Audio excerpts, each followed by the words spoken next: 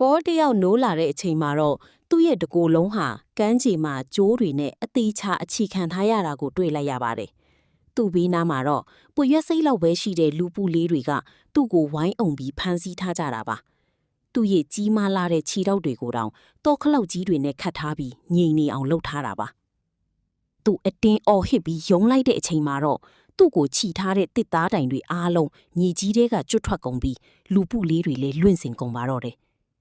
ဒါပေမဲ့လူပူလေးတွေရဲ့စစ်ဗိုလ်ချုပ်ကမြင်းစည်းပြီးရောက်လာကသူ့ကိုလှန်နဲ့ထိုးပြီးတိုက်ခိုက်ပါတယ်။အခြားစစ်သားတွေကလည်းသူ့ရဲ့ဘောင်းဘီခါဘတ်ကိုကြိုးတွေနဲ့ချိတ်ပြီးစုပြုံဆွဲချလိုက်တာကြောင့်သူဟာဟန်ချက်ပြက်ပြီးပြန်လဲကျသွားကတတိမိသွားခဲ့ပါတယ်။သူပြန်နိုးလာတဲ့အချိန်မှာတော့သူ့ကိုအသားတုံးကြီးတစ်ခုလိုစင်ပေါ်တင်ပြီးနန်းတော်ထဲကိုဆွဲခေါ်သွားကြပါတယ်။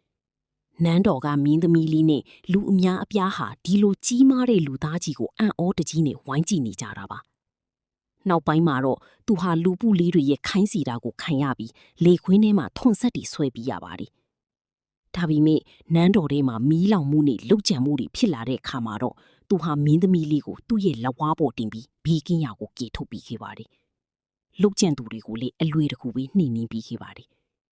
နန်းတော်တွေကမီးတွေကိုညှိတက်ဖို့ရေမရှိတဲ့အခါမှာတော့သူဟာသူ့ရဲ့စီးနေပြီးမီးတွေကိုညှိတက်လိုက်ပြီးရှင်ဘီရင်နဲ့မိသားစုကိုကေတင်နိုင်ခဲ့ပါတယ်။ဒီလိုနေပြီးအစပိုင်းမှာရန်သူလိုသဘောထားခဲ့ကြတဲ့လူပူလေးတွေဟာသူ့ကိုသူ့ရေးကောင်းကြီးတယောက်ဖြစ်လက်ခံသွားကြပါတော့တယ်